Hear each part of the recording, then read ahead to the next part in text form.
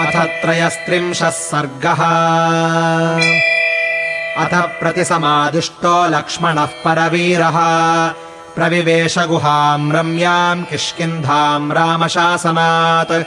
द्वारस्था हरयस्तत्र महाकाया महाबलाः बभूवुर्लक्ष्मणम् दृष्ट्वा सर्वे प्राञ्जलयस्थिताः। निःश्वसन्तम् तु तम् दृष्ट्वा क्रुद्धम् दशरथात्मजम् बभूवुर्हरयस्त्रस्ता न जैनम् पर्यवारयन्। सताम् रत्नमयीम् दिव्यान् श्रीमान् पुष्पितकाननाम् रम्याम् रत्नसमाकीर्णाम् ददर्श महतीम् गुहाम्। हर्म्यप्रासादसम्बाधाम् नानारत्नोपशोभिताम् सर्वकामफलैर्वृक्षैः पुष्पितैरुपशोभिताम् देवगन्धर्वपुत्रैश्च वानरैः कामरूपिभिः दिव्यमाल्याम्बरधरैः शोभिताम् प्रियदर्शनैः चन्दनागुरुपद्मानाम् गन्धैः सुरभिगन्धिताम् मैरेयाणाम् मधूनाम् च सम्मोदितमहापथाम् विन्ध्यमेरुगिरिप्रख्यैः प्रासादैर्नैकभूमिभिः ददर्श गिरिनद्यश्च विमलास्तत्र राघवः। अङ्गदस्य गृहम् रम्यम् मैन्दस्य द्विविधस्य च गवयस्य गवाक्षस्य गजस्य शरभस्य च विद्युन्मालेश्च सम्पाते सूर्याक्षस्य हनूमतः वीरबाहोः सुबाहोश्च नलस्य च महात्मनः कुमुदस्य सुषेणस्य तारजाम्बवतोस्तथा दधिवक्त्रस्य नीलस्य सुपाटलसुनेत्रयोः एतेषाम् कपिमुख्यानाम् राजमार्गे महात्मना ददर्श गृहमुख्यानि महासाराणि लक्ष्मणः पाण्डुराभ्रप्रकाशानि गन्धमाल्ययुतानि च प्रभूतधनधान्यानि स्त्रीरत्नैः शोभितानि च पाण्डुरेण तु शैलेन परिक्षिप्तम् दुरासदम् वानरेन्द्रगृहम् रम्यम् महेन्द्रसदनोपमम् शुक्लैः प्रासादशिखरैः कैलासशिखरोपमैः सर्वकामफलैर्वृक्षैः पुष्पितैरुपशोभितम् महेन्द्रदत्तैः श्रीमद्भिर्नीलजीमूतसन्निभैः दिव्यपुष्पफलैर्वृक्षैः शीतच्छायैर्मनोरमैः हरिभिः संवृतद्वारम् बलिभिः शस्त्रपाणिभिः दिव्यमाल्यावृतम् शुभ्रम् तप्तकाञ्चनतोरणम् सुग्रीवस्य गृहम् रम्यम् प्रविवेश महाबलः अवार्यमाणः सौमित्रिर्महाभ्रमिव भास्करः ससप्तकक्ष्या धर्मात्मा यानासनसमावृताः ददर्श सुमहद्गुप्तम् ददर्शान्तः पुरम् महत् हैमराजदपर्यङ्कैर्बहुभिश्च वरासनैः महार्हास्तरणोपेतैस्तत्र तत्र समावृतम् प्रविशन्नेव सततम् शुश्रावमधुरस्वनम् तन्त्रीगीतसमाकीर्णम् समतालपदाक्षरम् बह्वीश्च विविधाकारा रूपयौवनगर्विताः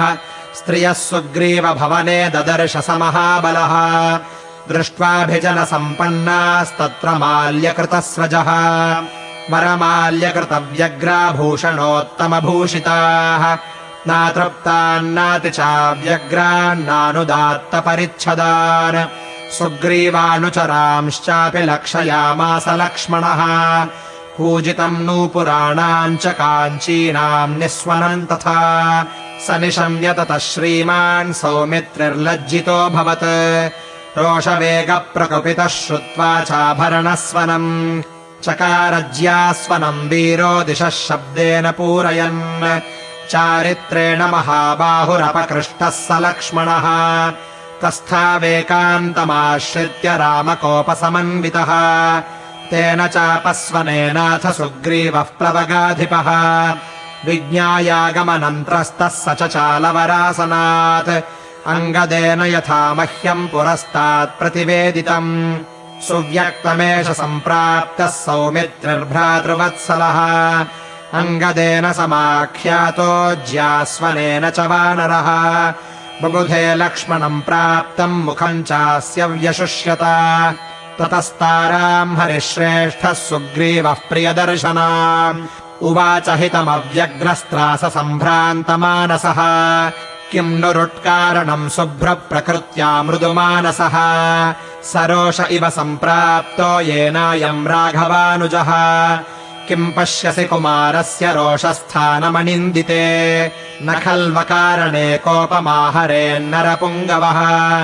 यद्यस्य कृतमस्माभिर्बुध्यसे किञ्चिदप्रियम् तद्बुद्ध्या सम्भ्रधार्याशु क्षिप्रमेवाभिधीयताम् अथवा स्वयमेवैनम् द्रष्टुमर्हसि भामिनी वचनैः सान्त्वयुक्तैश्च प्रसादयितुमर्हसि त्वद्दर्शने विशुद्धात्मा न स्म कोपम् करिष्यति न हि स्त्रीषु महात्मानः क्वचित् कुर्वन्ति दारुणम् त्वया सान्त्वैरुपक्रान्तम् प्रसन्नेन्द्रियमानसम् ततः कमलपत्राक्षम् द्रक्ष्याम्यहमरिन्दमम् सा प्रस्खलन्ती मदविह्वलाक्षी प्रलम्बकाञ्ची गुणहेमसूत्रा सलक्षणा लक्ष्मणसन्निधानम् जगामतारानमिताङ्गयष्टिः सताम् समीक्ष्यैव हरीशपत्नीम् तस्थावुदासीनतया महात्मा अवाङ्मुखो भून्मनुजेन्द्रपुत्रस्त्रीसन्निकर्षाद्विनिवृत्तकोपः सापानयोगाच्च निवृत्तलज्जा दृष्टिप्रसादाच्च नरेन्द्रसूनोः उवाच तारा प्रणयप्रगल्भम् वाक्यम् महार्थम् परिसान्त्वरूपम् किम् कोपमूलम् मनुजेन्द्रपुत्रकस्तेन सन्तिष्ठति वाग्निदेशे कः शुष्कवृक्षम् वनमापतन्तम् दावाग्निमासीदति निर्विशङ्कः स तस्यावचनम् श्रुत्वा सान्त्वपूर्वमशङ्कितः भूयः प्रणयदृष्टार्थम् लक्ष्मणो वाक्यमब्रवीत् किमयम् कामवृत्तस्ते लुप्तधर्मार्थसङ्ग्रहः भर्ता भर्तृहिते युक्ते न चैनमवबुध्यसे न चिन्तयति राज्यार्थम् सोऽस्माञ्छोकपरायणान् सामात्यपरिषत्तारे काममेवोपसेवते समासांश्चतुरः कृत्वा प्रमाणम् प्लवगेश्वरः यतीतांस्तान्मदोदग्रो विहरन्नावबुध्यते न हि धर्मार्थसिद्ध्यर्थम् पानमेवम् प्रशस्यते पानादर्थश्च कामश्च धर्मश्च परिहीयते धर्मलोपो महांस्तावत्कृते ह्यप्रतिकुर्वतः अर्थलोपश्च मित्रस्य नाशे गुणवतो महान् मित्रम् ह्यर्थगुणश्रेष्ठम् सत्यधर्मपरायणम् तद्वयम् तु परित्यक्तम् न तु धर्मे व्यवस्थितम् तदेवम् प्रस्तुते कार्ये कार्यमस्माभिरुत्तरम् तत्कार्यम् कार्यतत्त्वज्ञे त्वमुदाहर्तुमर्हसि सा तस्य धर्मार्थसमाधियुक्तम् निशम्य वाक्यम् मधुरस्वभावम् तारागतार्थे मनुजेन्द्रकार्ये विश्वासयुक्तम् तमुवाच भूयः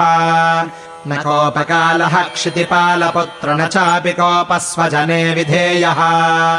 त्वदर्थकामस्य जनस्य तस्य प्रमादमप्यर्हसि वीरसोढुम् कोपम् कथम् नाम गुणप्रकृष्टः कुमार कुर्यादपकृष्टसत्त्वे कस्त्वद्विधः कोपवशम् हि गच्छेत् सत्त्वावरुद्धस्तपसः प्रसूतिः जानामि कोपम् हरिवीरबन्धोर्जानामि कार्यस्य च कालसङ्गम् जानामि कार्यम् त्वयि यत्कृतम् नस्तच्चापि जानामि यदत्र कार्यम् तच्चापि जानामि तथा विषह्यम् बलम् नरश्रेष्ठशरीरजस्य जानामि यस्मिंश्च जनेव बद्धम् कामेन सुग्रीवमसक्तमद्य न कामतन्त्रे तव बुद्धिरस्ति त्वम् वै यथा मन्युवशम् प्रपन्नः न देशकालौ हि यथार्थधर्माववेक्षते कामरतिर्मनुष्यः तम् कामवृत्तम् मम सन्निकृष्टम् कामाभियोगाच्च विमुक्तलज्जम् क्षमस्व तावत्परवीरहन्तस्त्वद्भ्रातरम् वानरवंशनाथम् महर्षयो धर्मतपोभिरामाः कामानुकामाः प्रतिबद्धमोहाः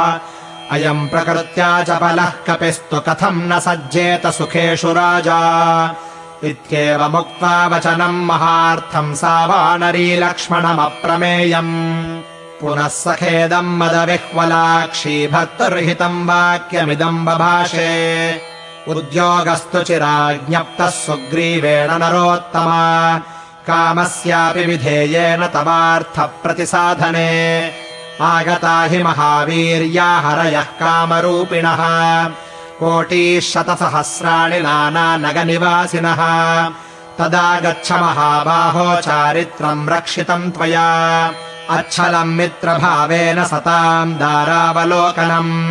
तारया चाभ्यनुज्ञातस्त्वरया वापि चोदितः प्रविवेश महाबाहुरभ्यन्तरमरिन्दमः ततः सुग्रीवमासीनम् काञ्चने परमासने महार्हास्तरणोपेते ददर्शादित्यसन्निभम्